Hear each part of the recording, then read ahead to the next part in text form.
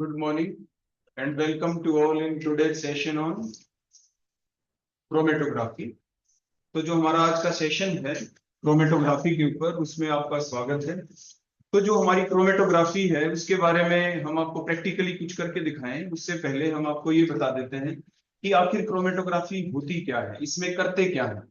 तो क्रोमेटोग्राफी के दौरान होता क्या है, जैसे आपको ये स्लाइड के ऊपर जो डिफरेंट टाइप की क्रोमेटोग्राफी की जो पिक्चर्स आपको दिख रही है, इसमें आप क्या देख पाए। देखो, इसमें जो लेफ्ट साइड में आपको दिखाई दे रहा है, यहाँ पे देखो, ये क्रोमेटोग्राफिक जार होता है। ये अभी हम आपको दिखाएंगे, प्रैक्टिकली करके दिखाएंगे कैसे क्या कुछ किया जाता है। तो ये जो जार आपने यूज किया यहाँ पे, इसको आप क्या कहेंगे, that is called as the chromatographic jar. ये कौन सा जार है? Chromatographic jar. इसकी जो लेंथ है वो आप कितनी भी ले सकते हैं। जितनी ज्यादा आप इसकी लेंथ लेंगे, आपकी क्रोमेटोग्राफिक जो रिजल्ट आएंगे उतने ही अच्छे होंगे, उतने ही अच्छे होंगे वो। लेकिन ये सारी बातें मैं आपको बताऊं उससे पहले एक चीज आपके दिमाग में आ गई होगी कि सर आप हमें क्रोमेटोग्राफी पढ़ाना क्यों चाहते हैं, आखिर इसके एडवांटेज क्या है हमारी टू डे लाइफ के अंदर या और जो प्रैक्टिकल करेंगे उसके दौरान। तो इसकी सबसे मेन सबसे बड़ी एडवांटेज क्या है कि आप डे टू डे लाइफ में घर में कोई भी कंपाउंड आप यूज करते हैं, मान लीजिए आपने ग्लूकोज यूज कर लिया, आपने सुक्रोज में चीनी यूज कर ली, कुछ भी आपने यूज कर लिया, आपको ये पता लगाना है कि वो गिवन जो थिंग है वो आपकी प्योर है या नहीं है। तो सबसे बड़ी एडवांटेज है इसकी कि क्रोमेटोग्राफी की हेल्प से आप ये पता लगा सकते हैं whether the given substance given compound is pure और not, whether something impurity is present और नॉट। तो जो प्योरिटी का पता चलता है, ये सबसे बड़ी एडवांटेज है। आप लेबोरेटरी के अंदर कोई काम कर रहे हैं, कोई प्रोसेसिंग कर रहे हैं, तो प्रोसेसिंग के दौरान आपको क्या करना होता है, कोई नया कंपाउंड आप सिंथेसाइज कर रहे हैं। आपने देखा होगा ना, कंपाउंड तो बनाने ही पड़ेंगे। आप जो प्लांट है उसकी ग्रोथ को आपको इंक्रीज करना है, कोई पर्टिकुलर हार्मोन चाहिए या कोई पर्टिकुलर कंपाउंड भी चाहिए जो आपको सिंथेसाइज करना है। आपके ऐसे बायो साइंस के अंदर भी, ऐसे आपके बॉटनी के अंदर भी, जूलॉजी, कहीं पे केमिस्ट्री के हर जगह आपको कंपाउंड तो बनाना पड़ता है। आप ऐसा तो नहीं ना कि कंपाउंड बनाने के लिए आप रिएक्शन को लगा के छोड़ देंगे। आपको ये पता लगाना है कि रिएक्शन स्टार्ट भी हो गई या नहीं, रिएक्शन अगर चल रही है तो चलने के बाद वो कंप्लीट भी हो गई या नहीं। तो ये इसकी अगली एडवांटेज है क्रोमेटोग्राफी की, कि इससे हमें क्या पता चलता है about the progress of the reaction. तो जितनी भी ये क्रोमेटोग्राफी की जो टेक्निक आगे हम पढ़ने वाले हैं, इन सभी की सभी क्रोमेटोग्राफिक टेक्निक के जो सबसे मेन दो फायदे हैं वो क्या, एक तो प्योरिटी का पता चलाना और दूसरा किसी रिएक्शन के अकरेंस के बारे में पता लगाना कि रिएक्शन चल रही है या नहीं, और कंप्लीट हो गई उसका भी हमें पता चल जाएगा। अब वो पता कैसे चलता है वो तो अभी हम आपको क्रोमेटोग्राफी टेक्निक के बारे में बताएंगे, तब आप उस चीज को समझ पाएंगे। अब ये जो पिक्चर आपको दिख रही है, इसके अंदर आपको क्या दिखाई दिया, देखो बड़े ध्यान से देखना। लेफ्ट साइड में आपको मूवमेंट जो दिख रही है ना, सोलवेंट की जो भी चीज आपको नीचे से ऊपर दिख रही है, तो कोई भी चीज नीचे से ऊपर की तरफ जाए तो आप उसके लिए वर्ड यूज करते हैं असेंडिंग। कुछ असेंड हो रहा है, इंक्रीज हो रहा है ना, नीचे से ऊपर जा रहा है, वो असेंडिंग क्रोमेटोग्राफी कहलाती है। मैं सिर्फ शब्दों का मतलब आपको फिलहाल यहाँ पे बता रहा हूँ। कोई भी ऐसी क्रोमेटोग्राफी टेक्निक जिसमें आपको मूवमेंट आपके सोलवेंट की कहां से कहां पे दिखाई दे, नीचे से ऊपर, असेंडिंग यूज कर देंगे। अगर ऊपर से नीचे दिखाई दे तो डिसेंडिंग यूज कर देंगे। कई बार ऐसी टेक्निक भी हम अपने आप बना लेते हैं जिसमें असेंडिंग और डिसेंडिंग दोनों हम चला देते हैं, असेंडिंग भी हो जाती है और डिसेंडिंग भी, क्योंकि हमारे रिजल्ट आ नहीं पा रहे। मैंने अभी आपको बताया ना कि जो ये टीएलसी जार आप लेते हैं, इसकी लेंथ जितनी लंबी होगी, मान लीजिए बेटा आपने कभी देखा है, कभी रेस होती है 100 मीटर की रेस, आपने देखा ओलंपिक रेस, कितना गैप होता है, जो फर्स्ट सेकंड थर्ड आते हैं बिल्कुल माइन्यूट माइन्यूट, लेकिन उनके बीच का गैप है ना बढ़ जाएगा। अगर हम उनकी 100 मीटर की रेस को 200 मीटर की कर दें, उनके बीच का गैप बढ़ता चला जाएगा। उसको 1 किलोमीटर की रेस कर दें, गैप और बढ़ जाएगा। मतलब जो फर्स्ट सेकंड थर्ड के बीच को आप डिफ्रेंशिएट अच्छे से कर पाएंगे। 100 मीटर की रेस में तो वहां पे उनको मशीनें लगानी पड़ती हैं जो एग्जैक्ट बताते हैं कौन फर्स्ट आया कौन, बिल्कुल कदमों से थोड़ा सा फर्क होता है। कहने का मतलब ऐसे ही यहाँ पे आपकी क्रोमेटोग्राफी के अंदर आप देख पा रहे हैं पार्टिकल्स की देखो मूवमेंट हो रही है, यहाँ पे कंपोनेंटों की देखो नीचे से ऊपर जा रहे हैं, मूवमेंट हो रही है, वो चल रहे हैं।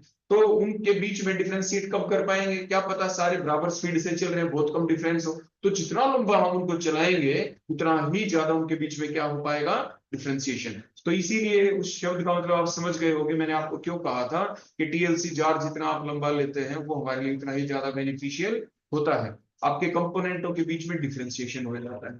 ठीक हो गया। अब उसके बाद अगला पॉइंट बेटा ये आ जाता है यहाँ पे कि देखो जो मैं आपको बताने वाला हूँ उसमें हम आपको ये बताएंगे पहले, अब हम आपको सामने यहाँ पे दिखाई देंगे जितनी भी प्रैक्टिकली, ताकि आप उसको और भी अच्छे से समझ पाए। यहाँ पे आप सभी देखना। मुकेश एक बार आगे आ जाओ। एक है ना ये पेपर उठाओ, क्रोमेटोग्राफी जो बड़ी शीट उठाओ। आप में से भी बेटा कोई एक बच्चा आप आगे आ सकते हैं साइड में, अगर आपको आपका दिल करे तो आप आ जाए, ताकि आप अच्छे से पास खड़े होकर उन हर चीज को देख पाए।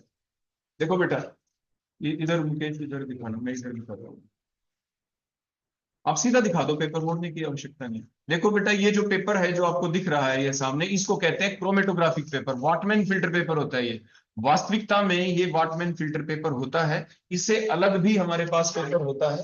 मुकेश ये दिखाओ, देखो ये देखो, ये वाला होता है। ये आपका सिंपल पेपर है जो आपके पास लैब में होता है। देखो, other one that is the ordinary filter paper, जो आमतौर पे सिंपल फिल्ट्रेशन में आप यूज कर लेते हैं। लेकिन जब भी आप क्रोमेटोग्राफी चलाएंगे, जो डिफरेंट टेक्निक होगी यहाँ पे, तो उसमें आप मेन अगर पेपर क्रोमेटोग्राफी करेंगे तो ये पेपर आपको लेना होगा। कहते हैं इसे क्या है, वाटमैन फिल्टर पेपर। और इसको जैसे मैंने आपको बताया, ये टीएलसी जार में मुकेश, ये देखो ये टीएलसी जार है आपके पास, कोई नहीं इसी तरह दिखा। ये जो टीएलसी जार है, इसकी जो भी हाइट है, आप क्या करेंगे, इधर बेटा आप आओ इधर, आप इसको पकड़ो। ये जो टीएलसी जार आप ले लेंगे, टीएलसी जार लेके इस पेपर को साथ लगा के दिखाओ। टीएलसी जार लेके जो इसकी हाइट है आप ऐसे मेजर करते हैं। देखो ये सिंपल तरीके होते हैं, घर में भी तो आप कटिंग करते हैं। तो जो इसकी हाइट होगी उसके अनुसार हम इसको क्या कर लेते हैं, कट। जो इसकी हाइट होती है उससे थोड़ा ज्यादा इसको कट करते हैं। उससे ज्यादा क्या करेंगे, कट। फॉर एग्जाम्पल मुकेश दिखाओ, आप सीजर की हेल्प से मान लीजिए आपने एक कट कर लिया। बेटा इसको दोबारा लो, टीएलसी जार। अब क्या करें, आप इसके अंदर इंसर्ट करें, इंसर्ट करके दिखाओ। आप देखो इस टाइप से, देखो हमने कुछ भी नहीं डाला ना अभी क्रोमेटोग्राफिक जार में। आप पहले इसको इंसर्ट कर लेते हैं और इसको बिल्कुल स्ट्रेट रखो, मोड़ना नहीं है, सीधा रखो मुकेश, बिल्कुल स्ट्रेट रखना है इसको। आपके इसके अंदर मैं आपको बताऊं, जब भी आप इसको कट करें, मान लीजिए गलत कट गया, तो आप दोबारा से क्या करेंगे, क्रोमेटोग्राफिक पेपर ऐसा लेना जो बिल्कुल स्ट्रेट, उसके अंदर ऐसे फोल्डिंग बिल्कुल भी नहीं आनी चाहिए, उसका बिल्कुल स्ट्रेट रखेंगे। देखो अगर आपका ये मुड़ रहा है तो आप अपने तरीके से इसको कर लें, लेकिन मैं आपको क्या बताना चाह रहा था कि इसको बिल्कुल स्ट्रेट रखना है। देखो ऐसे, इट मस्ट बी स्ट्रेट, बिल्कुल स्ट्रेट होना चाहिए, ठीक है बेटा। अब ये जहां पे देखो, जो अपर इसका जो पॉइंट आ गया, इस अपर पॉइंट के बाद देखो जो नीचे टच हो गया ना बेटा, देखो हो गया ना नीचे टच। नीचे टच होने के बाद इसको हल्का सा ऊपर उठा लो, बिल्कुल थोड़ा सा। और उसके बाद जो इसकी हाइट आती है यहां से, आप इसको देखो इस टाइप से फोल्ड कर लेंगे। अब फोल्ड करने के बाद क्या होगा, देखो ये मार्क आ गया ना। अब ये क्या बनेगा कि आप इसके अंदर डालेंगे, डालने के बाद देखो ये बॉटम के ऊपर तो देखो टच होगा नहीं, नहीं हुआ ना, बॉटम से हल्का सा ऊपर है। ये यहाँ पे वॉच गिलास लेंगे, अब वॉच गिलास ले लेंगे। मान लीजिए आपने ये वॉच गिलास की जगह हमने रख दिया। अब उसके बाद आपकी जो पेपर है क्रोमेटोग्राफिक पेपर, जिसे आप टीएलसी पेपर कहेंगे, ये स्ट्रेट भी रहना चाहिए। अभी भी देखो थोड़ा फोल्ड है ना, फोल्ड बिल्कुल भी ना आए। अगर आपको दिख रहा है फोल्ड, दिखाओ, इसको फिर से हटाएं। यानी जो थोड़ा समय लगता है ना बेटा, 3 घंटे का एक्सपेरिमेंट आपको क्यों दिया जाता है, ताकि आप अपनी ये सारी सेटिंग कर लें अच्छे से। अब रख दो इसको, इसके अंदर बिल्कुल भी फोल्ड अगर आपको दिखाई दे तो इसको दोबारा से आप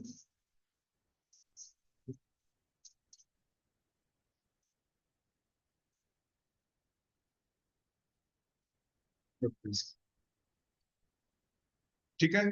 आपने ये रख दिया, आपने देख लिया कि हाँ इसकी हाइट क्या है, बिल्कुल एग्जैक्ट है। तो इस टाइप से इसकी सेटिंग की जाती है। यानी जब आप प्रैक्टिकल शुरू करें उससे पहले ये रफ टफ मेथड आपको यूज करना नहीं। क्लियर हो गया बेटा, नो प्रॉब्लम। अब देखो इसके बाद क्या करना है मुकेश, बिल्कुल। तो सबसे पहला काम था ये। तो अब आपके दिमाग में क्वेश्चन आया कि ऐसा तो हमने कर दिया, अब इसके बाद अब हम हमें करना क्या है, हम करना क्या चाहते हैं इसकी हेल्प से।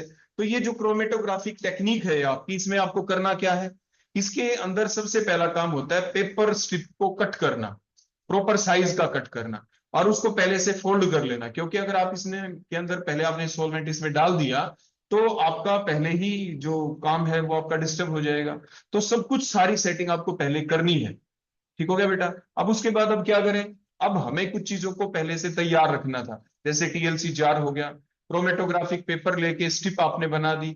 ये स्ट्रिप बनाने के बाद अब हमें चाहिए होता है कोई ना कोई सॉल्वेंट। वो सॉल्वेंट भी हो सकता है, मिक्सचर ऑफ सॉल्वेंट भी हो सकता है।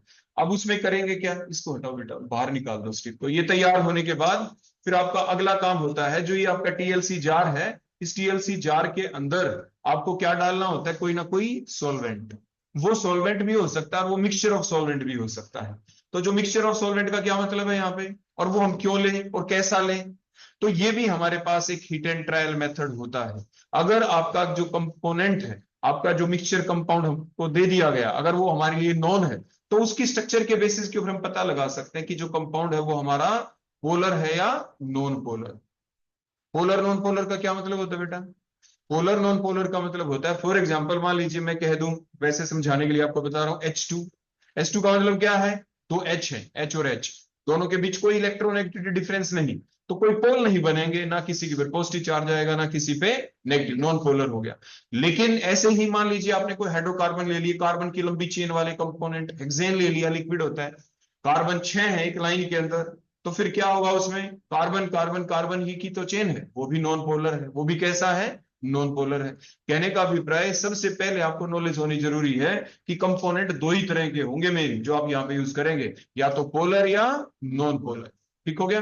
तो पोलर नॉन पोलर का पता लगाने के बाद फिर अगला पर्पज क्या हुआ, अब हमें जो सोलवेंट लेना है, जैसे हेक्सेन तो एक लिक्विड होता है, हम इसके अंदर हेक्सेन भी ले सकते हैं, हम इसके अंदर वाटर भी ले सकते हैं जार के अंदर, हम इसमें क्लोरोफॉर्म भी ले सकते हैं, हर एक की पोलैरिटी अलग अलग है। अब होगा क्या, एक बेसिक प्रॉपर्टी है ना, लाइक डिसोल्व्स लाइक। क्या प्रॉपर्टी होती है, लाइक डिसोल्व्स लाइक, अपने जैसी चीज अपने जैसी चीज में घुलना चाहती है। तो अब हम उसके बाद करेंगे क्या, हमारा अगला काम होता है कि जो ये पेपर स्टिप ली है, बेटा इस जार को तो रख दो एक बार। अब ये जो पेपर स्टिप आपने ले ली, अब इसके बाद करेंगे क्या, हम हमारे पास कोई ना कोई अननोन कंपाउंड आपको दे दिया गया, जो भी कंपाउंड आपको दे दिया गया, आप सबसे पहले उसका सॉल्यूशन तैयार करेंगे। क्या तैयार करेंगे, उसका सॉल्यूशन। अब जो सॉल्यूशन आप तैयार करेंगे यहाँ पे, तो वो कैसे तैयार करें, तो सॉल्वेंट, आपको कोई ना कोई सॉल्वेंट चाहिएगा। तो जो सॉल्वेंट आप लेंगे, वो सॉल्वेंट किस में लें, देखो आपको वेस्टेज भी नहीं करनी, ग्रीन केमिस्ट्री को आपको इस्तेमाल करना है। मुकेश फ्यूजन ट्यूब दिखाना। फ्यूजन ट्यूब होती है बिल्कुल छोटी छोटी ट्यूब, और एक ये और निकाल दो, पहले मेरे को ये दे दो, आप इतनी देर फ्यूजन ट्यूब ले आओगे। बट ये होती है बेटा, पकड़ो इसको, देखो ये कहलाती है आपकी, that is the capillary tube. बोलो कैसी ट्यूब है ये, that is the capillary tube. तो ये जो कैपिलरी ट्यूब होती है, इसका पर्पज क्या है, उसको कैसे इस्तेमाल करें, जो भी मैंने अभी बताया, देखो ये मिल गई है, देखो दैट इज कॉल्ड आपकी फ्यूजन ट्यूब। देखो ये फ्यूजन ट्यूब कहलाती है। अब ये फ्यूजन ट्यूब आमतौर पे तो केमिस्ट्री के किसी और प्रैक्टिकल में काम आती है, लेकिन यहाँ पे हम क्या करें, जो भी टीचर आपको कंपोनेंट देंगे, जो मिक्सचर देंगे, कंपाउंड देंगे, आपको ये कहेंगे कि ये बताओ कि जो भी हमने मिक्सचर दे दिया उसमें कितने कंपोनेंट हैं। इनऑर्गेनिक कोई कंपाउंड दे दिया तो उसमें कहेंगे कितनी तरह के आयन है, 2 आयन है, 3 है, 4 है, कितने हैं, तो वो आपको दे देंगे यहाँ पे। तो आप क्या करेंगे, फ्यूजन ट्यूब में थोड़ा सा ले, बिल्कुल, और थोड़ा सा लेके इसी के अंदर बेटा आप अपना क्या डाल दोगे, बोलो सॉल्वेंट या मिक्सचर ऑफ सॉल्वेंट। और फिर ये जो कैपिलरी ट्यूब होती है बेटा, कैपिलरी ट्यूब देखो इसमें डाल के दिखाओ, इस टाइप से कैपिलरी ट्यूब को आप इसमें डिप कर देंगे, कर देंगे ना। तो क्या होगा, कैपिलरी रिएक्शन से जो भी इसमें मिक्सचर होगा, जो सॉल्यूशन आपने बनाया, कैपिलरी रिएक्शन से इसमें क्या कर जाएगा, राइज कर जाएगा। राइज करने के बाद कैपिलरी ट्यूब को बाहर निकाल देंगे आप, निकाल के दिखाओ बेटा, ऐसे आपने बाहर निकाल दिया। फिर हम अपना पेपर स्ट्रिप लेंगे, पकड़ो बेटा पेपर स्ट्रिप, जो पेपर स्ट्रिप थी आपके पास, इसको रख दो बेटा, कैपिलरी ट्यूब को लो आपने।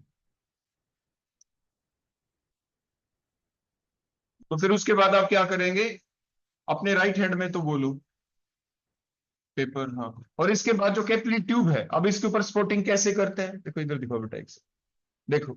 आपको ये पता है, जब भी आपने क्रोमेटोग्राफिक पेपर जो लिया था, बोलो कैसे लिया था, ये आपने आपने इस तरीके से लिया था कि पहले जो आपके पास क्रोमेटोग्राफिक जार था, उसकी हाइट आपने देख के इसको कट कर लिया था, और मैंने ये बताया था कि ये बॉटम के ऊपर भी टच नहीं था, उससे बिल्कुल स्लाइटली ऊपर था। तो जो आपका क्रोमेटोग्राफिक जो जार है, उठा के दिखाओ बेटा, जो एक क्रोमेटोग्राफिक आपका जो जार होगा, इधर लेके आओ, आप पकड़ो बेटा, देखो यहाँ पे इसके बराबर में ले आओ, बिल्कुल स्टिक के बराबर में, इसको यहाँ पे देखो। ये जो क्रोमेटोग्राफिक जो जार होगा, इसमें जो भी आप सॉल्वेंट डालेंगे या मिक्सचर ऑफ सॉल्वेंट डालेंगे, तो वो इतना डालना है कि देखो मान लीजिए कि इसके अंदर यहाँ पे आ गया, तो ये बिल्कुल इसकी बॉटम है ना बेटा, देखो इसकी बॉटम पेपर की देखो इतनी सी सिर्फ, इसको आप ये लगा लो 0.5 सेंटीमीटर, सिर्फ 0.5 सेंटीमीटर ही डिप हो। आपको बहुत ज्यादा इसमें सॉल्वेंट नहीं डालना, बहुत ज्यादा मिक्सचर ऑफ सॉल्वेंट भी नहीं डालना इस क्रोमेटोग्राफिक जार के अंदर। थोड़ा सा ऊपर करो बेटा जार। इसके अंदर आपको बहुत ज्यादा मिक्सचर ऑफ सॉल्वेंट नहीं डालना। मैंने क्या बताया, सिर्फ कितना डालना है, ये पेपर कितना डिप होना चाहिए, सिर्फ 0.5 सेंटीमीटर तक मैक्सिमम बताया, इससे ज्यादा डिप ना हो। तो अब क्या करेंगे, 0.5 सेंटीमीटर की हाइट को छोड़ के उससे थोड़ा सा ऊपर, देखो इससे थोड़ा सा ऊपर, ये जो कैपिलरी ट्यूब है इसके अंदर आप मिक्सचर लेके, जो किसके अंदर लिया था आपने, ये मान लीजिए आपके पास फ्यूजन ट्यूब थी, फ्यूजन ट्यूब के अंदर आपका जो तैयार हो चुका है मिक्सचर किसी सॉल्वेंट में, आपने कैपिलरी ट्यूब को इसके अंदर आपने डिप किया, डिप करने के बाद आपने बाहर निकाला कैपिलरी ट्यूब को, और जो भी आपके पास यहाँ पे स्पॉट लगाना है, कैसे स्पॉट लगाएंगे, बिल्कुल हल्का सा बेटा आप टच करेंगे ऐसे, बिल्कुल हल्का सा। और ये कैपिलरी ट्यूब ऐसी होनी चाहिए जिसका जो माउथ है ये पहले से आपने नैरो कर रखा है। क्या कर रखा है, नैरो। नैरो कैसे किया जाता है, एक बर्नर आप ले लेते हैं, बर्नर उठाना मुकेश एक बार इधर। देखो ये जो बर्नर आप लेंगे ना लैब के अंदर आपके होता है, इस कैपिलरी ट्यूब को ऐसे आप पकड़ेंगे और जो बर्नर ऐसे जल रहा होगा उसके अपर एंड के ऊपर लेके जाएं और ये मेल्ट कर देगा। इसको मेल्ट करने के बाद आप इसको ऐसे अपने आप स्ट्रेच हो जाएगा। तो ये एक कैपिलरी ट्यूब दो हिस्सों में हो जाएगी। इसका जो आगे के एंड है दोनों के, यहां से जहां से मेल्ट हुआ था बिल्कुल नैरो हो जाएगा ना। Now that narrow and will be used for spotting on the chromatographic paper, जो टीएलसी पेपर है। जो ये टीएलसी पेपर की स्टिप थी बेटा, जो मैं यहाँ पे बता रहा था कि इसके ऊपर आपको ऐसे स्पॉट लगाना है, इस कैपिलरी ट्यूब, ये कौन सी कैपिलरी ट्यूब होगी जिसका एंड आपने नैरो कर दिया है। आप बिल्कुल हल्के से टच करें, ऐसे दबा के नहीं रखना, बिल्कुल हल्का सा टच करें, ये अपने आप यहाँ पे बोलो क्या हो जाएगा, एक बार देना, देखो कोई भी दे दो मेरे को, देखो वो उधर दो, देखो ये यही दे दो। मान लीजिए इसको हम एज्यूम कर लेते हैं कि ये कोई ना कोई देखो आपका था कोई सॉल्वेंट, देखो तैयार था, मैंने कैपिलरी एक्शन से लिया, इसमें राइज हो गया, और इसके बाद देखो अब मैं आपको स्पॉट लगा के दिखाता हूं। इसका तो ब्रॉड एंड है बेटा, इसका तो ब्रॉड एंड है जो मैंने ले रखा है। ब्रॉड एंड से भी मैं आपको लगा के दिखाता हूं कि किस तरीके से बिल्कुल छोटा सा स्पॉट आना चाहिए। देखो देखो मैंने टच किया, दिखा ना बिल्कुल हल्का सा छोटा सा स्पॉट आया था। उसी स्पॉट के ऊपर मैंने दोबारा टच किया, उसी स्पॉट के ऊपर मैंने दोबारा टच किया, तो बिल्कुल ज्यादा बड़ा स्पॉट नहीं आएगा। आपको क्या ध्यान रखना है कि आपका स्पॉट बड़ा भी आ सकता था। देखो बड़ा ला के दिखाता हूं मैं आपको, कई बार बच्चे कैसे गलती कर देते हैं। देखो ऐसे करके, देखो ऐसे इसके ऊपर टच करे रखेंगे, दिखाओ इस दोबारा मुकेश, इसको लेके और देखो ऐसे कर देंगे, देखो ऐसे काम, इसके ऊपर टच करे रखेंगे, और टच करके जो स्पॉट है ना, देखो कितना ब्रॉड एरिया के अंदर ये आपका गीला हो गया, बड़ा स्पॉट आ गया। बड़ा स्पॉट होगा तो उसकी जो मूवमेंट आएगी ना, बड़े स्पॉट आगे दिखाई देंगे, अच्छे से मूवमेंट नहीं होगी।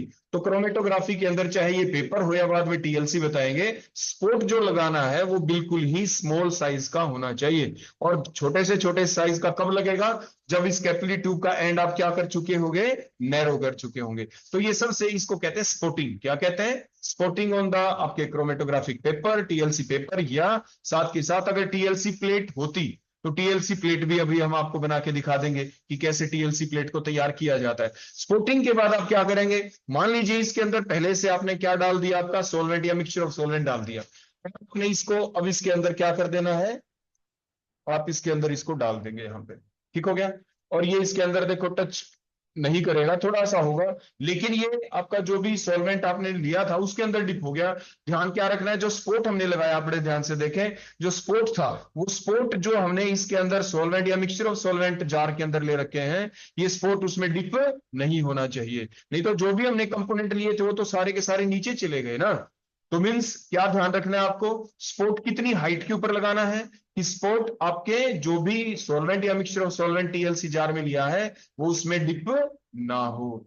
अगर डिप हो गया तो आपकी मेहनत खराब चली गई, सारे कंपोनेंट पहले ही नीचे चले गए। अब कैपिलरी एक्शन चलेगा, कैपिलरी एक्शन से क्या होगा, मूव करेंगे आपके, आपका जो भी आपने सॉल्वेंट लिया है ना बेटा, उसको मोबाइल फेज कहते हैं। क्या कहते हैं उसको, मोबाइल फेज। मोबाइल फेज क्यों, क्योंकि वो मूव करेगा, मूव करेगा तो उसके बाद क्या होगा, वो मूव करते करते करते करते करते करते जहां पे आपने स्पोर्ट लगाया था वो स्पोर्ट तक पहुंचेगा ऊपर, और स्पोर्ट तक पहुंचने के बाद फिर now there is a competition. Competition कैसे, जो ये पेपर की स्ट्रिप है ना बेटा आपको जो दिख रही है, ये कुछ और नहीं, आपने बायो साइंस में पढ़ा है, हम केमिस्ट्री में भी पढ़ते हैं क्या, दैट इज ए सेलुलोज। बोलो क्या होता है ये? सेलुलोज होता है। और सेलुलोज की जो 3D स्ट्रक्चर आप देखें, उसके अंदर जो बीच में गैप होते हैं, वहां पे वाटर के मोलिक्यूल पहले से एडजॉर्ब होते हैं। वो जो वाटर मोलिक्यूल पहले से एडजॉर्ब होते हैं, तो अब एक कॉम्प्लेक्स बन जाता है जिसे कहते हैं सेलुलोज वाटर कॉम्प्लेक्स। मैं आपको फिर से बता रहा हूं, कोई आपसे ये पूछ लेना कभी वाइवा के दौरान कि बताएं इसमें स्टेशनरी फेज कौन है, मोबाइल फेज कौन है, दो वर्ड यूज होते हैं, stationary phase, mobile phase. Mobile phase means TLC jar के अंदर जो आपने नीचे एक सॉल्वेंट भी हो सकता है और मिक्सचर भी हो सकता है, वो जो लिया that is the mobile phase. उसके बाद जो आपने पेपर की स्ट्रिप ली है, आपने अगर ऐसे बोल दिया ना कि सर जो पेपर स्ट्रिप है ये है स्टेशनरी फेज, तो टीचर आपको कहेगा बेटा ये तो मैंने मान लिया, लेकिन सही बताओ इस स्टेशनरी फेज में ये जो पेपर स्ट्रिप है इसमें भी स्टेशनरी फेज कौन है? फिर आप कहेंगे सर जो पेपर है ना ये तो सेलुलोज का बना होता है। तो फिर टीचर आपको कह देंगे बेटा क्या ये सेलुलोज स्टेशनरी फेज है फिर? और आप कहेंगे नो सर, सेलुलोज की 3D स्ट्रक्चर के अंदर वाटर मोलिक्यूल्स इंडल्ज रहते हैं इसमें। अब वो जो वाटर है वो अकेला वाटर नहीं रहा, वाटर ने सेलुलोज के साथ कॉम्बिनेशन करके सेलुलोज वाटर कॉम्प्लेक्स बना दिया है। Now that cellulose water complex completely called as stationary phase. अब वो स्टेशनरी फेज का काम कर रहा है। ये होगा बेटा। अब आपने दो फेज तो देख लिए, मोबाइल फेज और स्टेशनरी फेज। उसके बाद जो मिक्सचर आपको दिया था, फिर हमने स्पोर्ट लगाया। बोलो स्पोर्ट हम कौन से फेज पे लगा रहे थे? स्टेशनरी फेज के ऊपर, जो सेलुलोज वाटर कॉम्प्लेक्स है। आपने स्पोर्ट लगा दिया। स्पोर्ट के दौरान क्या ध्यान रखा कि स्पोर्ट नीचे मोबाइल फेज के अंदर डिप नहीं रहना चाहिए। फिर जब मोबाइल फेज मूव करेगा या नहीं करेगा? करेगा। कैसे करेगा? कौन से एक्शन से? कैपिलरी एक्शन से। जो राइज करेगा तो स्टेशन जो आपका स्टेशनरी फेज के ऊपर जो आपने स्पोर्ट लगाया, वो स्पोर्ट ने क्या कर रखा था? कोई ना कोई कंपोनेंट तो था ना, वो कंपाउंड था ना, उस कंपाउंड की अट्रैक्शन हो गई। बोलो क्या हो गई? अट्रैक्शन। किसके साथ हुई अभी तक? स्टेशनरी फेज के साथ, जो कि सेलुलोज वाटर कॉम्प्लेक्स है। तो सेलुलोज वाटर कॉम्प्लेक्स ने उस जो यहाँ पे हमारे पास जो स्पोर्ट हमने लगाया उस कंपाउंड के साथ, बोलो क्या बना लिया है? स्ट्रॉन्ग बॉन्डिंग कर ली है। अब यहां से आया नीचे से मोबाइल फेज, वो मोबाइल फेज चल के आया, वो चाहता है मैं उसकी बॉन्डिंग को तोड़ दूं, उसको ब्रेक कर दूं, और क्या कहूं उसको, जो कंपोनेंटों को क्या कहूं, भाई मैं तेरा अच्छा दोस्त हूं, मेरे साथ तू ज्यादा एफिनिटी रख। Now there is the separation, now there will be the separation, partition होगा, यहाँ पे बंटवारा होगा। मतलब मोबाइल फेज चाहता है कि वो मेरे साथ ज्यादा अट्रैक्शन करे, मेरे साथ मूव कर जाए ऊपर, और ये क्या चाहता है? स्टेशनरी फेज नो, वहीं पे रुका रहे नीचे। तो means now there is a competition, now there is a competition between the mobile phase and the stationary phase for the component which act as the sporting, जो स्पोर्ट की तरह हमने यूज किया था। तो जिसमें ज्यादा पावर होगी, मोबाइल फेज के साथ अगर उसकी ज्यादा अट्रैक्शन है हमारे कंपोनेंट की, तो मोबाइल फेज के साथ बोलो वो क्या कर जाएगा? मूव कर जाएगा ऊपर तक। और जिसकी, मान लीजिए हम, मैंने बताया ना बेटा, जो हमने स्पोर्ट किया, क्या पता हमने वहां पे मिक्सचर ऑफ कंपोनेंट ले रखे हो, क्या पता उसमें 3 कंपोनेंट हो, तो जो तीनों के तीनों कंपोनेंट का नेचर एक जैसा तो नहीं है, अलग अलग नेचर के हैं। तो मोबाइल फेज उन तीनों में से किसी एक के साथ ज्यादा अट्रैक्शन दिखाएगा और किसी दूसरे के साथ थोड़ी कम करेगा।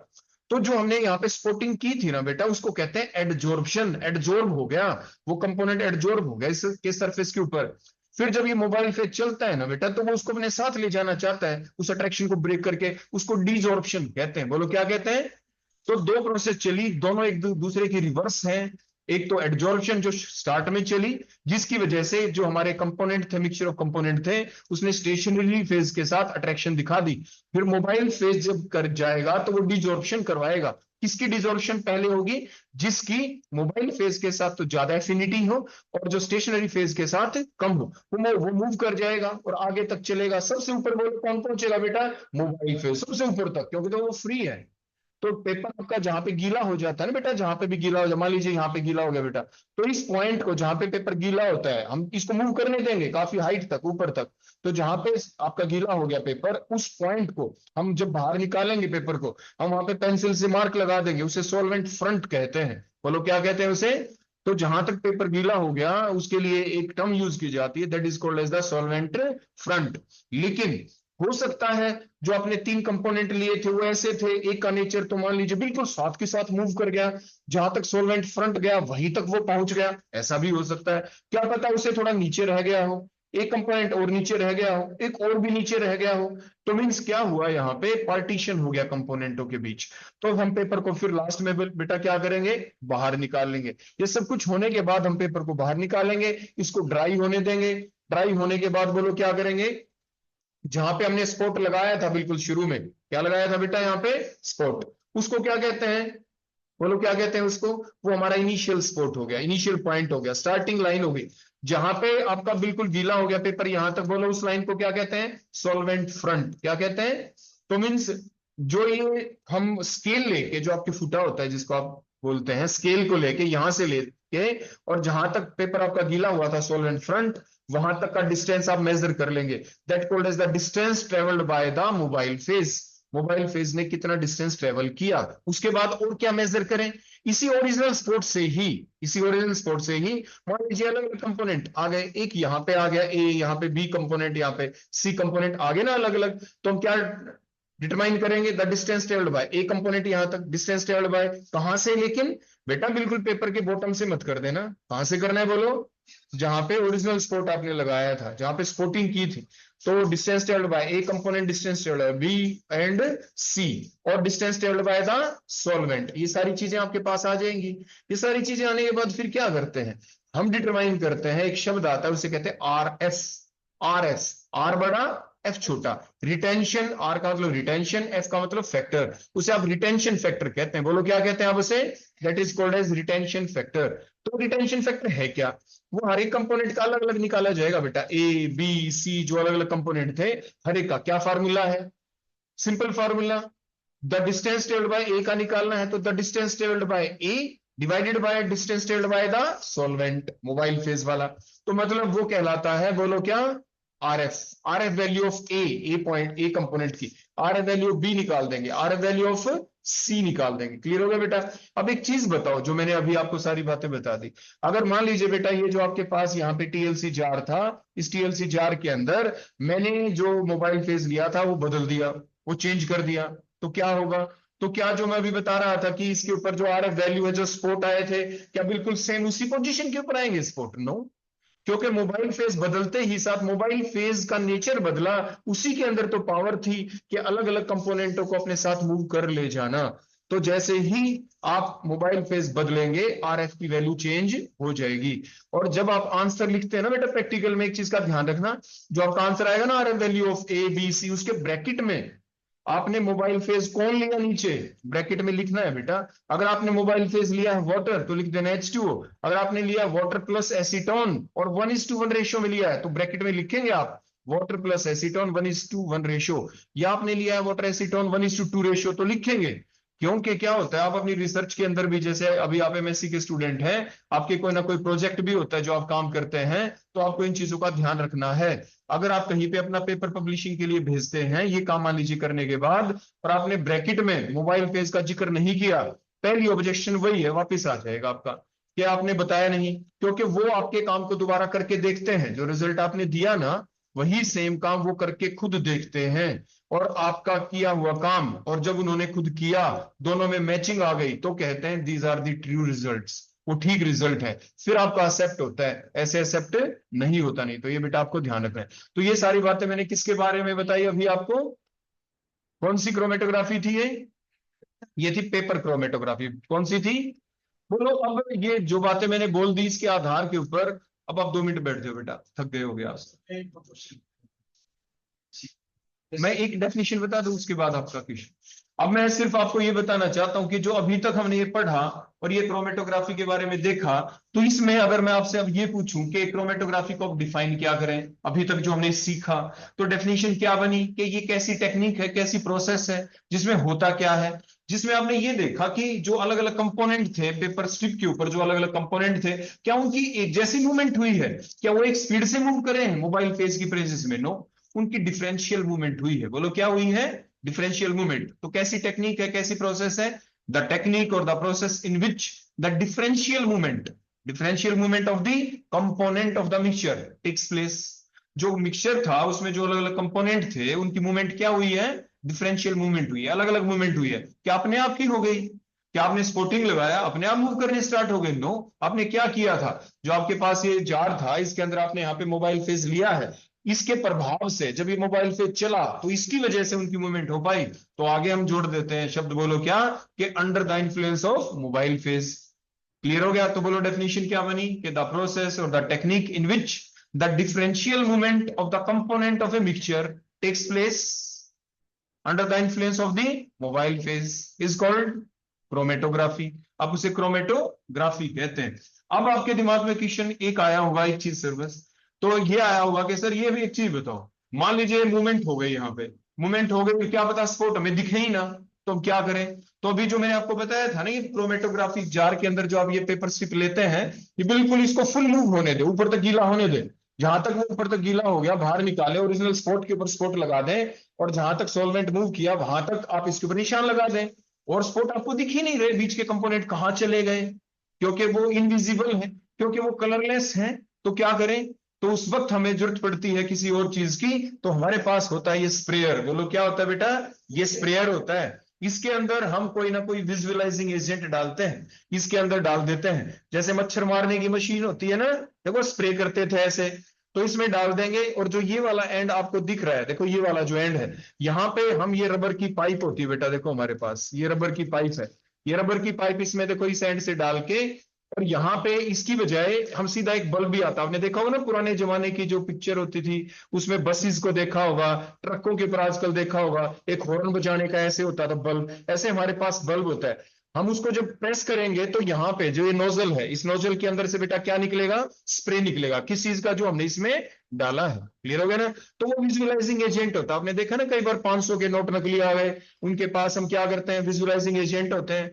जैसे आपके पास पर्टिकुलर टाइप की लाइट डाल के देखते हैं, उसको रख देते हैं, फिर हम देखते हैं कि हाँ इसके ऊपर देखो घास सा पड़ा हुआ दिख रहा है 500 के नोट पे, इट मीन वो असली है। देखते हैं ना ऐसे, क्योंकि वो जो भी आपने रेज डाली, वो रेज भी हो सकती है, that may be any type of light, that may be any type of compound जो आप उसके ऊपर डालेंगे। तो कंपाउंड के ऊपर डालते ही, स्प्रे करते ही साथ जो इनविजिबल स्पॉट थे वो आपके विजिबल हो गए। बोलो क्या हो गए? उन्हें विजुअलाइजिंग एजेंट कहा जाता है।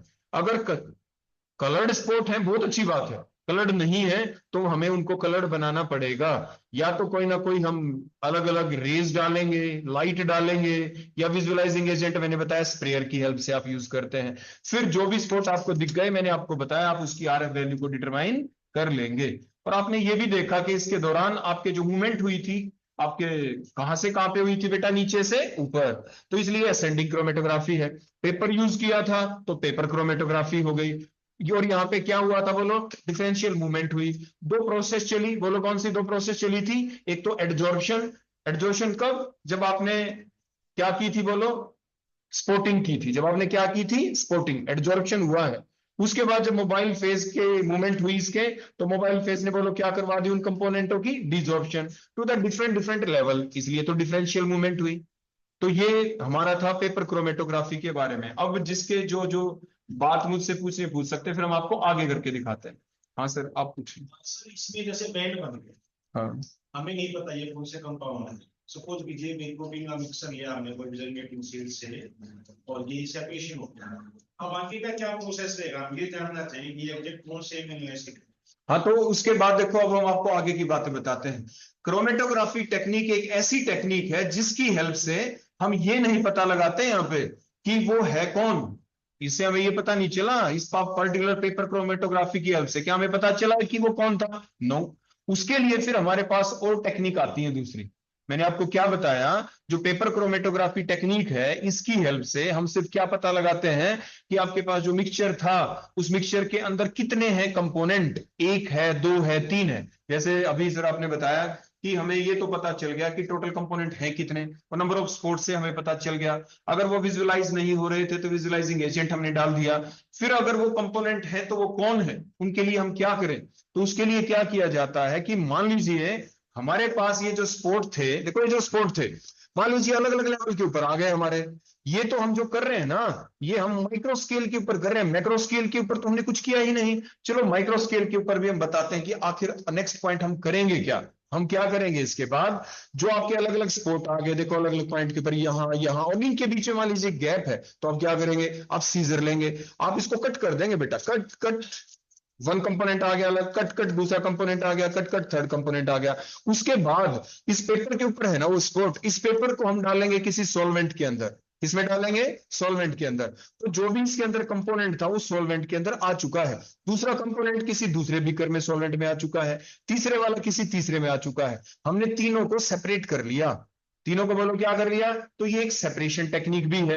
और बेटर सेपरेशन सिंपल इस पेपर से नहीं होती, इससे बेटर टेक्निक बाद में आती है जिसे हम कहते हैं कॉलम। ये तो मैं आपको बता रहा था, बाई चांस कोई आपसे टीचर पूछ भी ले कि बेटा मेरे को नहीं पता कि आप दूसरी टेक्निक आपको यूज नहीं करनी, हम देते ही नहीं आपको टेक्निक करने के लिए यूज, आप इसी की हेल्प से बताओ कि आप इसे सेपरेशन भी कैसे करके दिखाओगे।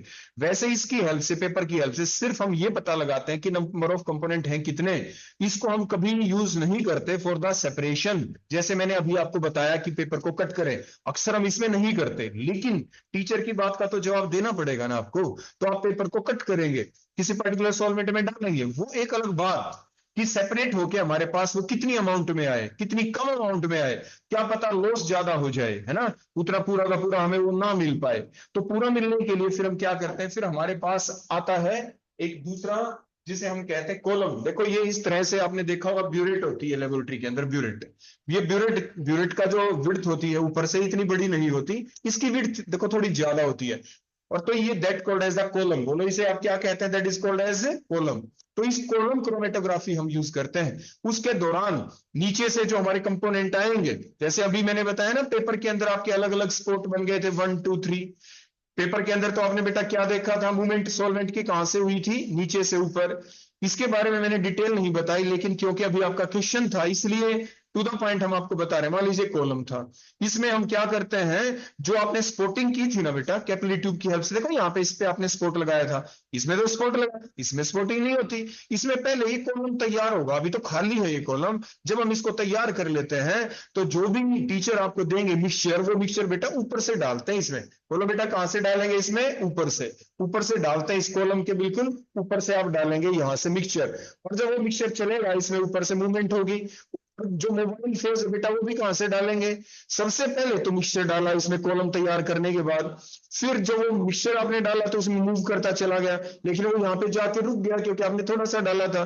फिर जो मोबाइल फेज आपने इसमें लिया था क्रोमेटोग्राफिक जार के अंदर, वो तो लिमिटेड अमाउंट में लिया था ना बेटा थोड़ा सा, लेकिन इसमें क्या करेंगे, कॉलम के अंदर आप जो भी आपका मोबाइल फेज होगा उसको कहां से डालेंगे बेटा, ऊपर से, और लगातार डालते रहेंगे, कंटिन्यूअसली डालते रहेंगे, क्योंकि under the influence of mobile phase ने बेटा क्या करेगा, आपके जो इसके अंदर हमने कॉलम तैयार किया वो आपका कहलाएगा स्टेशनरी फेज। बेटा क्या कहलाएगा, स्टेशनरी फेज, ठीक है। तो जो स्टेशनरी फेज होगा, ऊपर से हमने क्या डाला इसमें, सबसे पहले मिक्सचर, तो मिक्सचर मूव किया और स्टेशनरी फेज के ऊपर आके अलग अलग लेवल के ऊपर, मान लीजिए यहाँ पे रुक गया, एडजॉर्ब हो गया, बताया ना डिजोल्यूशन प्रोसेस चली। फिर मोबाइल फेज बेटा कहां से डालेंगे, ऊपर से ही। फिर मोबाइल फेज का इन्फ्लुएंस आया, मोबाइल फेज मूव कर रहा था और कंटिन्यूअसली आप डाल रहे हैं, तो मोबाइल फेज जब चला उसने जो डिफरेंट कंपोनेंट थे, जैसे यहाँ पे हमने देखा था एबीसी कंपोनेंट थे ना बेटा, आपने देखा था ना, मान लीजिए ए नीचे रह गया, बी और सी सबसे ऊपर चल गया। सिमिलरली उसी मिक्सचर को लो और इसमें डालो, सबसे ज्यादा मूव कौन करेगा बेटा, आपका सी, क्योंकि इसमें हमने क्या बताया, ए तो नीचे रह गया था ना, हमने जूम किया ए बी सी सबसे ज्यादा मूव किया, तो सी मोबाइल फेज के साथ मूव करते करते नीचे आ जाएगा। और जब वो नीचे आ जाए यहाँ पे, तो हम यहाँ पे अपना बीकर रखेंगे बेटा नीचे, बेटा क्या रखेंगे, इसके अंदर भी एक बीकर ऐसे रख लेंगे, ठीक हो गया। तो बीकर के अंदर जब आना शुरू हो गया, मान लीजिए कलर स्पॉट थे, red colour, green colour, blue colour, अलग अलग मान लीजिए कलर स्पॉट थे, तो आने शुरू हो गए नीचे। जब वो नीचे आएंगे ना बेटा यहाँ पे, तो फिर आप क्या करेंगे, कोई भी मान लीजिए ब्लू कलर का आ गया, मतलब एक तरह का कंपोनेंट अलग कर गया, तो इवेपोरेट कर देंगे सॉल्वेंट को, ए हमें मिल गया, कर दिया ना सेपरेट। उसके बाद बी का कलर आना शुरू हो गया, तो जब दूसरा नया बी कर रखा तो बी को अलग कर दिया, फिर सी को अलग कर दिया, होगी ना सेपरेशन टेक्निक भी। तो कॉलम की हेल्प से हम अपने कंपोनेंटों को अलग अलग भी कर सकते हैं। फिर क्वेश्चन आपके ये आया, सर आपकी इतनी बात हमने मान ली, लेकिन आप हमें ये बताओ, इस कॉलम के अंदर जैसे आपने बताया था वहां पे तो विजुअलाइजिंग एजेंट आपने यूज कर लिया था, यहाँ पे भी कलरलेस स्पॉट होते तो हम क्या करते, हम आपको ये बता रहे हैं बेटा, ये जितनी अभी मेरे बताने में सिंपल टेक्निक है उतनी है नहीं, आसान बहुत है, लेकिन इसमें पेशेंस रखना पड़ता है, समय लगता है, क्योंकि मूव करने में भी समय लगेगा। और फिर उसके बाद मान लीजिए कलरलेस स्पॉट हो गए तो और ज्यादा दिक्कत, फिर क्या करें। तो बेटा हमेशा ही कॉलम अकेली नहीं चलती, फिर अगर कलरलेस स्पॉट होते हैं तो कॉलम के साथ साथ हमें पेपर करनी पड़ती है, पेपर क्रोमेटोग्राफी, या कांच की प्लेट के ऊपर हम लेयर बना दें तो थिन लेयर क्रोमेटोग्राफी हमें करनी पड़ती है। पता चल गया बेटा, हमेशा ही अगर हमारे पास कंपोनेंट कलरलेस है वो कलर्ड बैंड नहीं बनाते, तो कॉलम के साथ साथ हमें साइमल्टेनियसली या तो पेपर क्रोमेटोग्राफी करनी पड़ेगी या हम थिन लेयर क्रोमेटोग्राफी साथ के साथ करेंगे। जैसे ही हमारे यहाँ पे इसके अंदर से मान लीजिए सब कुछ कलरलेस था, तो हमने क्या किया, जब पहली बार आपका आएगा मूव करके, तो बोलो कौन आएगा मूव करके, मोबाइल फेस। तो आपकी मान लीजिए पेपर या टीएलसी है, आप इसके ऊपर स्पॉट लगा देंगे, स्पॉट लगा के देखेंगे कि क्या इसमें, और विजुअलाइजिंग एजेंट भी यूज कर लेंगे, फिर देखेंगे क्या कोई स्पॉट आया, नहीं आया, तो उसके बाद फिर 1-2 मिनट 5 मिनट के बाद फिर से दोबारा फिर पेपर करेंगे, फिर देखेंगे आपने देखा हाँ कोई स्पॉट आ गया, मान लीजिए वो ऊपर आया क्योंकि सबसे तेज मूव करने वाला आएगा, सी स्पॉट मान लीजिए ऊपर आ गया, फॉर एग्जांपल आ गया ना, तो उसके बाद आप लगातार फिर से उसी बीकर में आने देंगे। फिर आपने क्या किया, फिर 10 मिनट के बाद किया, स्पॉट फिर से वही सी वाला आ रहा है, इससे क्या पता चला कि लगातार सी कंपोनेंट आ रहा है। कौन आ रहा है बोलो, सी कंपोनेंट। उसके बाद आपने देखा कुछ देर के बाद 10 मिनट के बाद अब स्पॉट आने फिर बंद हो गए, इसमें कोई स्पॉट नहीं, इसका मतलब क्या हुआ, सी स्पॉट कंप्लीटली जा चुका है और सिर्फ मोबाइल फेज आ रहा है। तो फिर आप उस बीकर को अलग कर लेंगे, कर लिया ना आपने सेपरेट। तो ये आपने समझा कि किस तरीके से कॉलम कभी भी अकेली यूज नहीं करते अगर हमारे कंपोनेंट कोई कलर ना दे रहे हो। आपको हमेशा ही कॉलम के साथ साथ क्या करनी पड़ेगी यूज बेटा, पेपर या टीएलसी आपको यूज करनी ही होती है, और टीएलसी की हेल्प से ही हमेशा ही कंपोनेंटों का सेपरेशन किया जाता है। लेकिन मैंने यह भी बता दिया कि कभी भी पेपर से और टीएलसी से कंपोनेंटों का पता लगाया जाता है कि what are the number of the component present in the mixture, उनका पता लगाया जाता है, उसे सेपरेशन नहीं किया जाता। सेपरेशन करने के लिए आपके पास टेक्निक क्या है, कॉलम क्रोमेटोग्राफी है, गैस क्रोमेटोग्राफी है, आपकी हाई प्रेशर लिक्विड क्रोमेटोग्राफी है, आयन एक्सचेंज क्रोमेटोग्राफी है। उनकी हेल्प से हम कंपोनेंटों को बोलो क्या कर सकते हैं, सेपरेट कर सकते हैं। आइडेंटिफिकेशन किससे करेंगे, पेपर और टीएलसी से। अब कोई डाउट कुछ पूछना हो तो आप मेरे से पूछे, और कोई बात सर। ये वो हमारा सॉल्वेंट है, उसमें जैसे मान लीजिए एमिनो एसिड करना है या हमें फैटी एसिड का कुछ करना है सेपरेशन, तो उसको स्टैंडर्डाइज कैसे करते हैं, पहले हमें कैसे पता होता है कि ये सॉल्वेंट यूज। अब देखो बेटा इधर सुनो, देखो अगला पॉइंट जो अभी पूछा गया वो ये था कि जो हम ये मोबाइल फेज का पता लगाते हैं ना, जैसे टीएलसी जार में हमने कोई मोबाइल फेज ले लिया, उसका हम कैसे पता लगाएं। तो उसका पता लगाने के लिए हम क्या करते हैं, उसके लिए हमारा होता है हिट एंड ट्रायल मेथड। आपको क्या पता, मान लीजिए कंपोनेंट भी आपका अननोन था, मिक्सचर भी आपका अननोन है, जैसे अभी बताया मान लीजिए अमीनो एसिड है, हमें नहीं पता वो कौन है, किस नेचर का है, क्या पता ग्लाइसिन है, क्या पता ट्रिप्टोफैन है, क्या पता है कौन है, एस्पार्टिक एसिड है, हमें तो नहीं पता ना कौन सा अमीनो एसिड है। जो भी है हमारा अमीनो एसिड, तो हम rough and tough method use करेंगे, और उसका एक ही तरीका होता है। वो क्या होता है, हमारे पास बुक के अंदर एक सीरीज दे रखी है, सीरीज में क्या लिख रखे हैं, मोबाइल फेज की फॉर्म में जो हमें आपके सॉल्वेंट लेने हैं उनके बारे में, मतलब एक एंड पे दिखा रखा है ताकि आपको ज्यादा मैथमेटिकल कैलकुलेशन ज्यादा सोचना भी ना पड़े। एक एंड पे दिखा दिया कि ये तो है हमारे पास मोस्ट नॉन पोलर, सबसे नीचे लिख दिया नॉन पोलर उस लिस्ट में, नॉन पोलर, फिर उसके बाद उससे ज्यादा पोलर, ज्यादा पोलर, ज्यादा पोलर, ज्यादा पोलर, ज्यादा पोलर, ज्यादा पोलर, ज्यादा पोलर, बना दी ना बेटा लिस्ट। तो फिर आप क्या करते हैं, आप अलग अलग जार ले लें, फिर पहले जार के अंदर आपने क्या डाल दिया, हिट एंड ट्रायल मेथड से नॉन पोलर मान लीजिए हेक्सेन डाल दिया, उसमें क्रोमेटोग्राफी करके देखी, फिर आपने क्या देखा, आपको ये मिला कि उसके दौरान क्या हुआ बोलो, उसके दौरान ऐसा मिला आपको कि देखो उसके दौरान आपको क्या मिला कि आपके जो कंपोनेंट थे ना जो आपने मूव किए, आपकी जो ये टीएलसी प्लेट थी या जो पेपर क्रोमेटोग्राफी थी, इसके अंदर आपने क्या देखा कि जो ये स्पॉट मान लीजिए यहां पे था, तो जैसे ही आपने मोबाइल फेज दिया वो यहीं पे रह गए, मोबाइल फेज तो मूव कर गया बिल्कुल ऊपर तक, लेकिन एक भी स्पॉट ऊपर मूव नहीं किया। व्हाट इट मींस, ये तो नॉन पोलर लिया था ना आपने, नॉन पोलर तो नॉन पोलर को अपने साथ लेके जाएगा, पोलर को लेके तो नहीं जाएगा। इट मींस हमने proper solvent, proper mobile phase को चूज नहीं किया। फिर हम दूसरा काम करते हैं, फिर हम दूसरे एंड वाला उठा लेते हैं, या दूसरा तरीका जो हमने अभी लिया था, हेक्सेनिस को छोड़ दो, इससे एक स्टेप ऊपर वाले जो भी थे हमारे पास उससे थोड़े ज्यादा पोलर वाला वो लेके देखा, वो लेके देखा तो क्या वो कंपोनेंट, उस मिक्सचर के अंदर जितने कंपोनेंट थे कुछ मूव कर गए यहीं तक, देखो सिर्फ यहां तक, और अभी नीचे ही रह गए। मैं आपको ये बता दूं, जहां तक आपका मोबाइल फेज मूव करता है ये ओरिजिनल स्पॉट से यहां तक, ये जो पॉइंट होता है ऊपर वाला, जिसे सॉल्वेंट फ्रंट कह रहे थे, और यहां तक इसका जो मिड पॉइंट होता है, मिड पॉइंट, उसे कहते हैं आइडियल वैल्यू। क्या कहा जाता है बेटा उसको? Ideal value. समझ में आ गई बात? मैंने आरएफ वैल्यू निकाली सिखाई थी ना आपको। मान लीजिए कोई कंपोनेंट मूव कर गया यहीं तक, बस नीचे तक, मान लीजिए ये 2 सेंटीमीटर है, ये 20 सेंटीमीटर थी, बोलो आंसर आपका क्या आया? 2 सेंटीमीटर डिवाइडेड बाय 22/20। लेकिन अगर ये हाफ तक चला जाता 10 सेंटीमीटर और मोबाइल फेस गया 20 सेंटीमीटर, तो आंसर क्या आया? 10/20। तो बोलो आंसर क्या आया? 0.5। इसे आइडियल वैल्यू कहा जाता है। ये भी अक्सर वाइवा में पूछा जाता है, what is the ideal value for the RF, या किसी कॉम्पिटिटिव एग्जाम में आ जाए तो आप किसके ऊपर टिक करके आते हैं? 0.5 इज द आइडियल वैल्यू। उसको सबसे अच्छी वैल्यू माना जाता है। उसे ज्यादा हो जाए, कम आ जाए, तो उसको आइडियल वैल्यू नहीं कहा जाता। लेकिन सभी तो 0.5 पे आएंगे नहीं ना, कोई तो 0.5 पे आएगा, कोई उससे ऊपर भी कंपोनेंट जा सकता है, कोई उससे ऊपर नीचे भी। लेकिन ऐसा कभी ना हो कि कंपोनेंट सारे नीचे रह जाएं, ऐसा भी ना हो उसके सारे कंपोनेंट उसके साथ मूव कर जाएं। तो हिट एंड ट्रायल मेथड से आप अलग अलग मोबाइल फेज लेंगे और देखेंगे कि कहां पे आपके मैक्सिमम कंपोनेंट बिल्कुल टॉप पे भी ना गए हो, नीचे भी ना रह गए हो, यहाँ पे बीच में आपके आते हो, तो वो आपका क्या कहलाएगा? Suitable mobile phase. That is the hit and trial method. ये कैसा मेथड होता है बेटा? और इसके दौरान आप मिक्सचर ऑफ सॉल्वेंट भी तो यूज कर सकते हैं। आपने नॉन पोलर ले लिया था, थोड़ा और पोलर ले लिया, बात नहीं बनी, उसमें कोई दूसरा मिक्स करके देख लें। वो रेशियो जरूर याद रखिए, कॉपी में लिख ले, 1:2 है। आप देखना आपके अमीनो एसिड के अंदर खास तौर पे जो प्रैक्टिकल है, 2 नहीं बल्कि 3 आपके सॉल्वेंट लेके उनका भी मिक्सचर बना रखा है, this into this into this, 1:2:5 ऐसे करके। क्योंकि हमें ये पता लगाना है कि किसकी वजह से हमारे आइडियल वैल्यू से थोड़ा ऊपर या नीचे हमारे कंपोनेंट मूव कर जाए, वही हमारे लिए सबसे बेस्ट सॉल्वेंट होगा, वही सबसे बेस्ट मोबाइल फेज होगा हमारे लिए। ठीक है बेटा? अब कोई और डाउट तो आप मुझसे पूछ सकते हैं।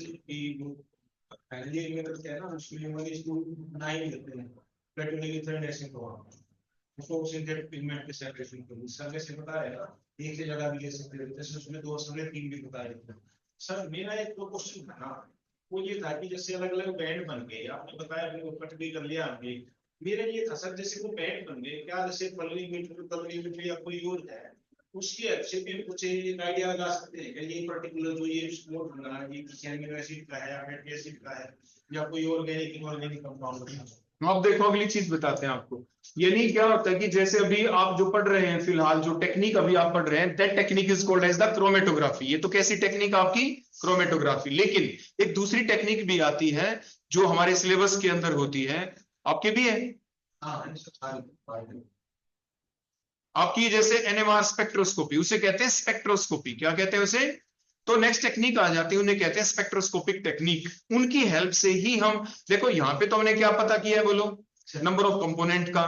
फिर कंपोनेंट के बाद उनको सेपरेट कर लिया। अब सेपरेट करने के बाद अब हमारा अगला स्टेप बन गई कि हम ये पता लगाएं आखिर वो हैं कौन। सेपरेट तो कर लिए, फिर हम क्या करेंगे, उन सैंपल को लेके और उन लैब्स के अंदर भेज देंगे जहां पे उनके पास क्या हो, यूवी विजिबल स्पेक्ट्रोस्कोपी हो, जिनके पास आईआर स्पेक्ट्रोस्कोपी हो, जिनके पास एनएमआर हो, जिनके पास मास स्पेक्ट्रोस्कोपी हो। अब आखिर ये होती क्या है, इनके बारे में थोड़ा ब्रीफ बताते हैं आपको। यानी देखो होता क्या है बेटा, मान लीजिए आईआर स्पेक्ट्रोस्कोपी है, जो भी कंपाउंड होते हैं ना बेटा, मान लीजिए एक तो होते हैं कार्बन एटम, सिर्फ कार्बन। देखो ऑर्गेनिक कंपाउंड है मान लीजिए हमारे, तो ऑर्गेनिक कंपाउंड का मतलब कार्बन की केमिस्ट्री, जिसमें कार्बन बची हुई वैलेंसी हाइड्रोजन ने पूरी कर दी। तो लेकिन उनके अलावा भी तो कोई और ग्रुप हो सकते हैं जिन्हें आप फंक्शनल ग्रुप कहते हैं, जो आप केमिस्ट्री में पढ़ते थे। मान लीजिए OH है, एल्कोहलिक ग्रुप हो गया, COOH है, कार्बोक्सिलिक एसिड ग्रुप हो गया, CN हो गया, आपके साइनाइड बिसनाइट्राइल हो गए, ROR हो गया, इथर ग्रुप हो गया, OR ग्रुप कहीं पे लगा दिख गया, C डबल बॉन्ड OR हो गया, कीटोनिक ग्रुप हो गए, CHO एल्डिहाइड हो गए, एंड सो ऑन स्टेप से। मतलब जो भी IR स्पेक्ट्रोस्कोपी होती है वो हमें क्या बताएगी, वो हमें ये जानकारी देती है कि जो भी आपका कंपाउंड था, उस कंपाउंड के अंदर कौन कौन से फंक्शनल ग्रुप हैं। हमें सारे फंक्शनल ग्रुप का पता चल जाएगा। हमें यह भी पता चल जाएगा कि जो भी आपकी स्ट्रक्चर है उसमें कोई बेंजीन रिंग तो नहीं, क्योंकि बेंजीन रिंग की वजह से भी अलग अलग बैंड आने होते हैं। तो बोलो आईआर स्पेक्ट्रोस्कोपी हमें क्या इंफॉर्मेशन देगी? आईआर स्पेक्ट्रोस्कोपी हमें इंफॉर्मेशन देगी about the presence of the different functional group, कि कौन कौन से फंक्शनल ग्रुप है। उसके बाद आपकी बात आएगी एनएमआर की। एनएमआर हमें क्या बताएगी? अब हमें स्ट्रक्चर का पता लग जाएगा। एनएमआर हमें यह बताएगा कि उस कंपोनेंट के अंदर कितनी तरह के हाइड्रोजन है, कितनी तरह के हाइड्रोजन है, कितनी तरह के हाइड्रोजन। को छोटी बात नहीं है बेटा, उससे ये पता चल जाता है कि मान लीजिए CH3 है कि नहीं, CH2 ग्रुप है कि नहीं, ठीक हो गया ना। एक कार्बन ऐसा तो नहीं जिसके ऊपर कोई H ही ना हो, मतलब ये पूरी इंफॉर्मेशन। उसके बाद सबसे अहम रोल तीसरी स्पेक्ट्रोस्कोपी, उसे कहते हैं मास। मास में क्या होता है कि कंपोनेंट लेके, वो एक डिस्ट्रक्टिव टेक्निक है, उससे हमारा कंपाउंड भी खराब हो जाता है। उसमें इलेक्ट्रॉन बीम डाली जाती है। क्या डाली जाती है बेटा? उसमें इलेक्ट्रॉन बीम, जिससे बॉन्डों का क्लीवेज होगा। सबसे पहले वो बॉन्ड टूटता है जो सबसे वीक होता है। तो फिर उसके बाद हमें जो भी अलग अलग आपके आयंस मिलते हैं, फ्रेगमेंट आयन जो मिलते हैं, उनकी जानकारी से पता चलता है कि हमारा जो कंपाउंड था ओवरऑल कौन था। तो मीन्स हमारी जो ये मैंने नाम बताया, IR इंफ्रारेड स्पेक्ट्रोस्कोपी, उसके बाद आपकी दूसरी NMR स्पेक्ट्रोस्कोपी, तीसरा मैंने बताया मास स्पेक्ट्रोस्कोपी। इन तीनों की हेल्प से हम ये पता लगाते हैं कि हमारा कंपाउंड कौन है, उसकी स्ट्रक्चर क्या है, जिसका हमें पता ही नहीं था, जिसका हमें नहीं पता था पहले, तो उसका हम पता लगा सकते हैं स्टेप्स। तो वो हमारी स्पेक्ट्रोस्कोपिक टेक्निक कहलाती है। तो वो भी आपने कभी अपने स्पेक्ट्रोस्कोपी के दौरान, जब आप BSc में थे, तो उसके दौरान आपने पढ़ा होगा, है ना, आपके सिलेबस में। फिर भी कोई बच्चा अगर कभी किसी पॉइंट के ऊपर भूल जाए तो वो अपने दोबारा से भी पूछ सकता है। तो ना है, अपने यहाँ पे अभी ग्रांट आई हुई है केमिस्ट्री डिपार्टमेंट के अंदर, अब की बार NMR खरीदेंगे, तो उसकी ग्रांट यहाँ पे आ भी चुकी है। तो अभी उन्होंने कोटेशन वगैरह, हाँ अपने यहीं पे, यहाँ पे अभी आया नहीं है, आ जाएगा NMR स्पेक्ट्रोमीटर।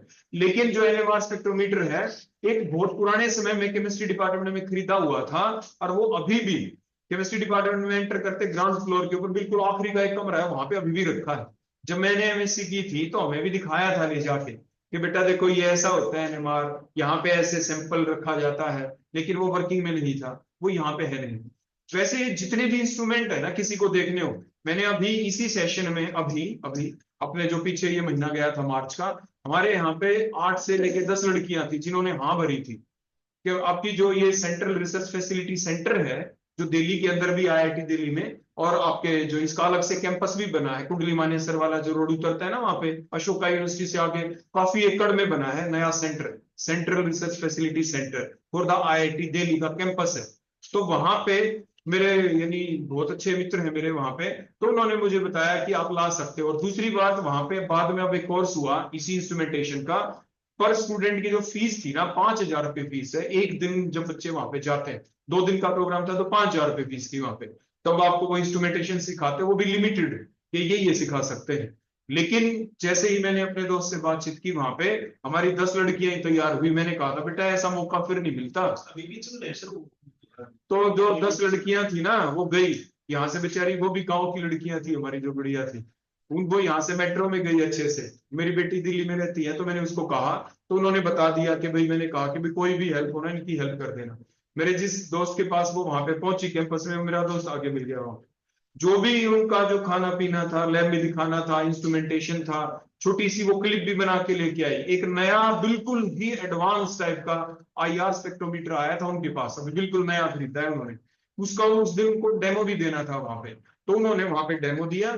और हमारे बच्चों ने खुद कैसे सैंपल रखते हैं वहां पे, मेरे मित्र ने उनको रख रख के दिखाया, और उन्होंने रिकॉर्डिंग भी की, अपनी बना के लाए कि हाँ हमने किया है ये काम बहुत अच्छे से। तो कई बच्चे जो जागरूक होते हैं ना, वो तो इस बात को समझ जाते हैं, और ऐसे मौके बेटा बार बार नहीं मिलते। मैं अपनी खुद बता रहा हूं, मैं जो कुंडली वाला जो सेंटर था, उससे पहले मैंने भी नहीं देख रखे थे बहुत सारे इंस्ट्रूमेंटेशन।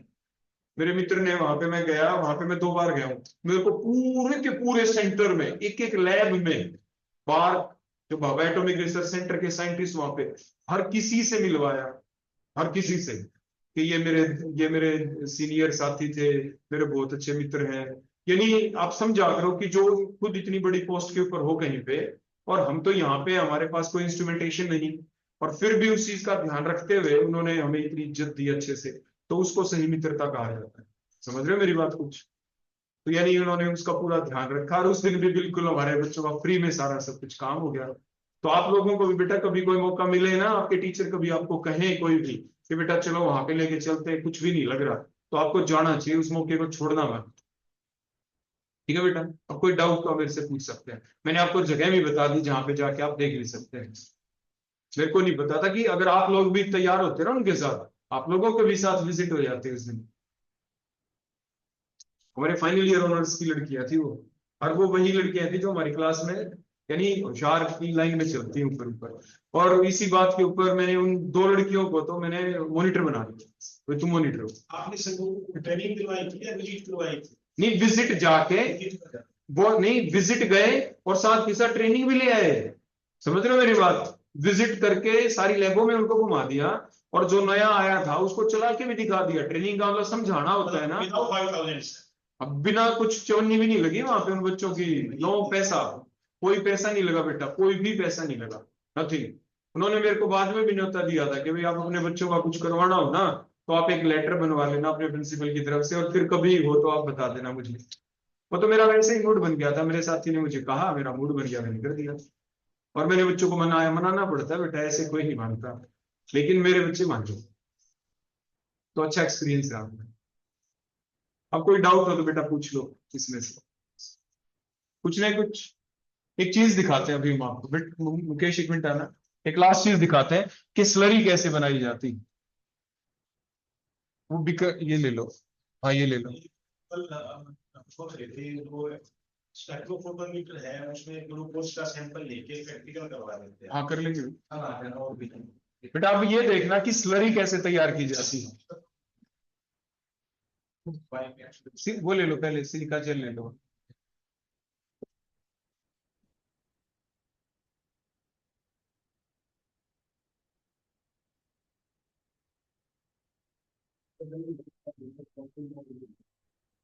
इधर ले आओ।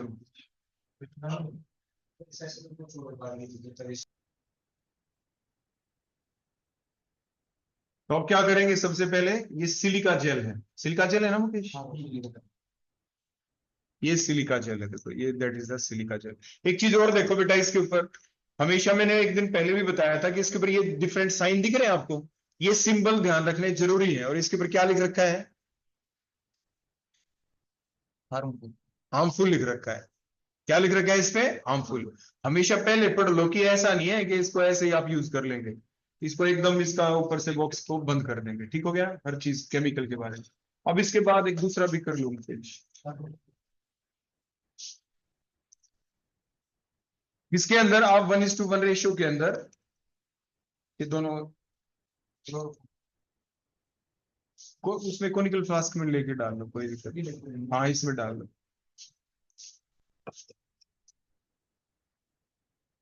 ये क्या चीज ली है? हाँ ठीक है, क्लोरो। आप ऐसे करना, सिर्फ 10 ml ही ले लेना।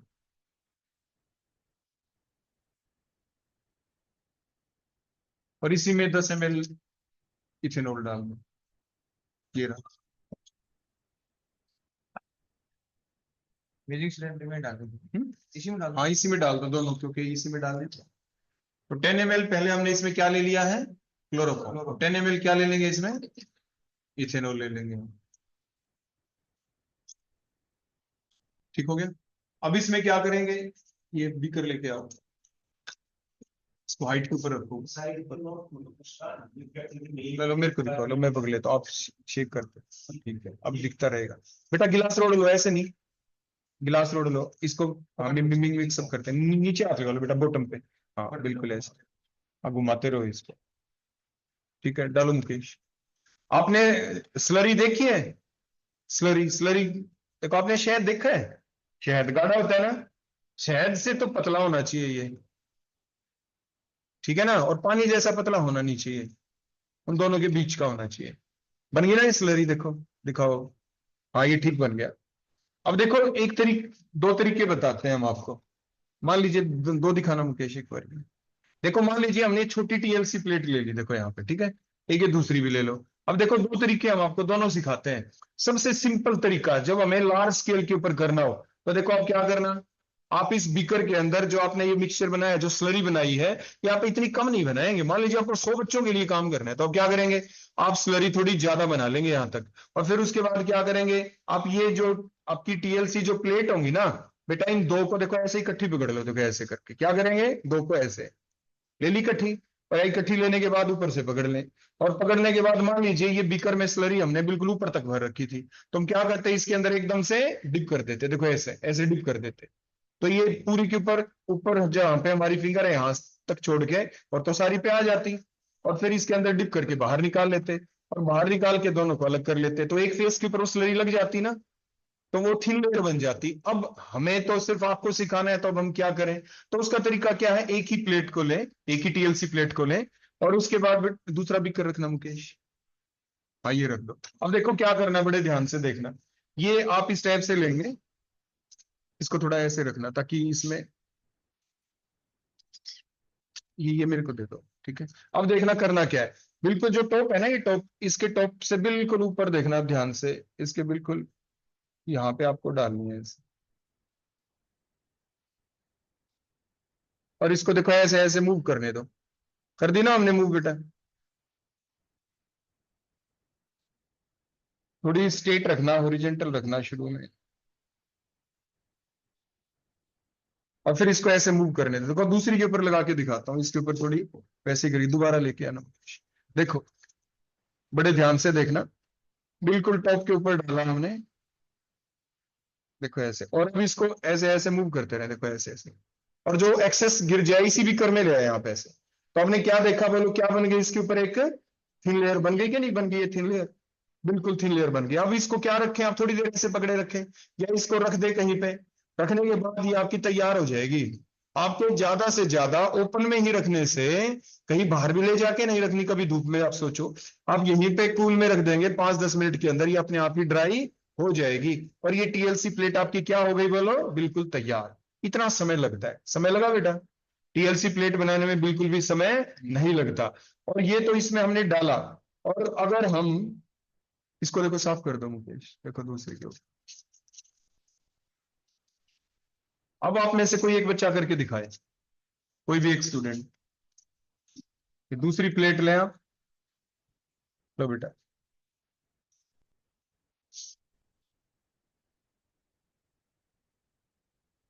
बिल्कुल ऊपर डालते हैं बेटा, टॉप के ऊपर, जहां पे आपका हाथ है ना बेटा, बिल्कुल थोड़ी सी जगह छोड़ के, थोड़ी सी यहाँ पे डालना है, और इसको क्या रखना है? थोड़ा इस टाइप से, बिल्कुल ऐसे रखना है, हल्की सी स्लांटिंग हो इधर, क्योंकि सारा कर दिया तो इधर। उसके बाद जब आप ऊपर डाल दो ना, फिर इसको ऐसे टिल्ट करना, फिर उसके बाद अपने आप मूव कर जाएगा। इसको साफ करना मुकेश एक बार, देखो दोबारा दोबारा करके दिखाना बेटा। तैयार होने के बाद इसके आगे हाथ वगैरह नहीं लगाना, नहीं खराब हो जाएगी, ये नीचे कैम पीछे से इंटेंस क्रिएट करेगा फिर सेपरेशन।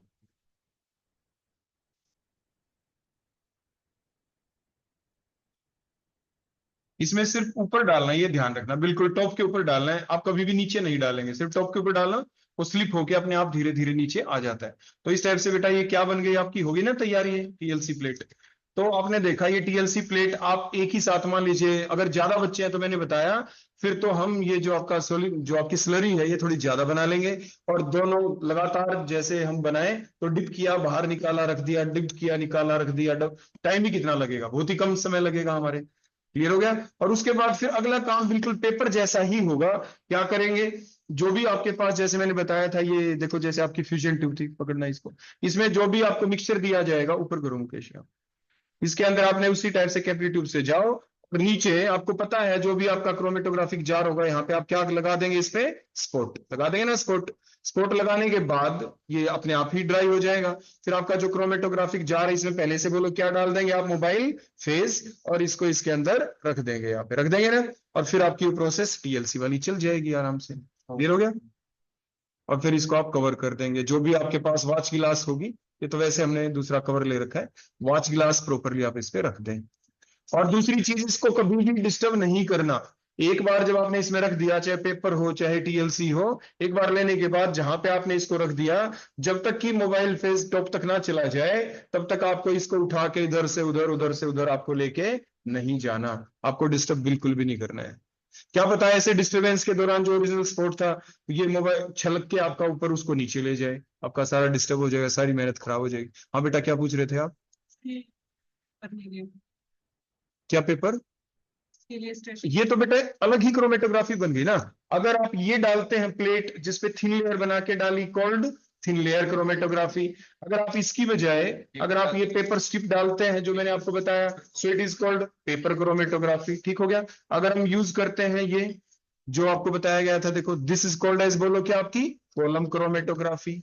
इन जो टीएलसी या पेपर से तो सिर्फ आप क्या करते हैं, नंबर ऑफ कंपोनेंट का पता लगाते हैं कि what is the number of component, what is the purity of the compound, mechanism of the reaction, reaction शुरू भी हुई है या एंड हो गई या नहीं हो गई, means mechanism of the reaction का पता लगाते हैं इसकी हेल्प से, और इससे हम सेपरेट भी कर लेते हैं आपकी कॉलम की हेल्प से। ये बड़ी यूज होती है। हाँ, तो ये आपका कॉलम बनाते हैं ना बेटा, मैंने कॉलम बनाना तो आज आपको सिखाया ही नहीं। उसमें क्या करते हैं, देखो दिस इज कॉल्ड गिलास वूल, देखो एक ध्यान रखना है, गिलास वूल है। गिलास वूल का मतलब कांच देखा आपने, अगर आपके हाथ के ऊपर कांच लग जाए तो कट लग जाता है ना, ये गिलास वूल है, ये कांच का है, इसी कांच का, देखो इसी कांच का, प्रॉपर मशीन की हेल्प से ये बिल्कुल ऐसा लगता है जैसे कॉटन है, तो इसे क्या कहते हैं, गिलास। गिलास का मतलब कांच, और वूल जैसी दिख रही है तो कॉल्ड एज गिलास वूल। इसको प्रॉपरली स्पैचुला की हेल्प से, टॉम की हेल्प से इनको पकड़ा जाता है ना, और फिर पकड़ के फिर इसके अंदर हम डालेंगे और गिलास रोड से इसको इंसर्ट कर देंगे। बोलो सबसे पहले बॉटम के ऊपर क्या आएगी, यहाँ पे ये, बोलो कौन। उसके बाद फिर इसके अंदर हम अलग अलग जो लेयर हमें बनानी होती है वो हम आपको सिखा देते हैं कि क्या क्या चीज हमें डालनी है, ठीक हो गया बेटा। तो वो तो पैकिंग, उसको बोलते हैं पैकिंग ऑफ द कॉलम, कि कॉलम को कैसे तैयार किया जाता है, तो वो आपको अलग से बता देंगे, ठीक हो गया बेटा। आज तो सिर्फ आपको प्रैक्टिकल के बारे में बताया था कि आप करते क्या हैं, उसके एडवांटेज क्या है। डालने के बाद सर फिर ये पाउडरी फॉर्म में हो जाएगा ठोके में, और ऐसे ही रहेगा कुछ, मतलब क्या चीज, ये जो गिलास वो। उसके अंदर सर ये एल्यूमिना, नहीं, इसके अंदर हम जो एल्यूमिना है, जैसे ये एल्यूमिना है आपका, तो हम क्या करेंगे, इसको भी सबसे पहले प्रॉपर सोलेंट लेके इसकी क्या बनाएंगे, स्लरी बनाएंगे। वो स्लरी फिर हम क्या डालेंगे, जो नीचे गिलास फूल लेके इसके अंदर, ठीक है, कहने का मतलब सर, और फिर कई ऊपर चीजें डलेंगी, एक नहीं डलेगी। हाँ एक नहीं, और उसके बाद क्या करेंगे, मिक्स रहेगा वो। बिल्कुल टॉप के ऊपर भी हम दोबारा से गिलास फूल फिर लगाते हैं यूनिफॉर्म लेयर बनाने के लिए। ऊपर लिख भी रखे हैं कॉलम। हाँ देखो इस पे लिख भी रखा है यहाँ पे, alumina oxide means alumina for the column chromatography. ये दोनों उसमें होगा सर, प्रैक्टिकल नॉर्मल में तो मेरे ख्याल से नहीं है नहीं, ये सभी में होता है। है। और कोई डाउट बेटा, कुछ पूछना हो, जो मैंने आपको दिए है ना, जो पहले के जो रिकॉर्डेड फॉर्म है वो अपने जरूर सुन लेना, कोई डाउट आए तो पूछ लेना आप। कल कह देना सभी को, एक वो स्पेक्ट्रोफोटोमीटर का प्रैक्टिकल करवा देना, काम आएगा वो लाइफ में। चलो ठीक है बेटा, ओके, थैंक यू।